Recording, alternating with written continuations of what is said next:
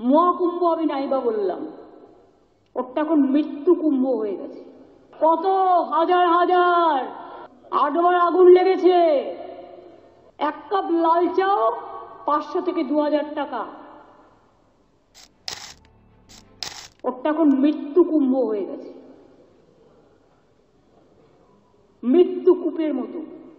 আমি মহাকুম্ভকে সম্মান করি, আমি শ্রদ্ধা জানাই, পবিত্র গঙ্গা মাকে আমি সম্মান করি, কিন্তু প্ল্যানিং না করে এত হাইপ তুলে এত লোকের মৃত্যু বললেন 30 জন, কথাটা কি সঠিক? কত ডেড বডি ভাসিয়ে দিয়েছেন নদীতে? কত হাজার হাজার 8 বার আগুন লেগেছে।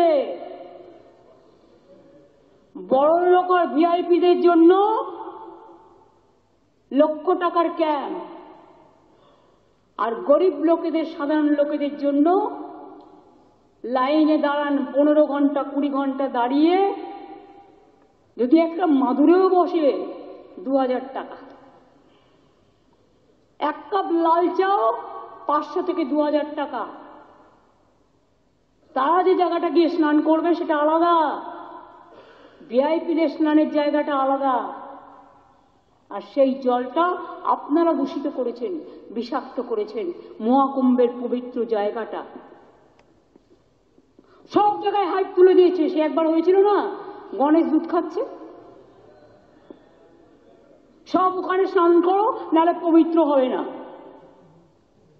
মৃতদেহের ওপর দিয়ে যারা এই হাইপ তুলছেন আর টাকা কামানোর জন্য ধর্মকে বিক্রি করছেন, তাদের আমি মন থেকে মেনে নিতে পারি না।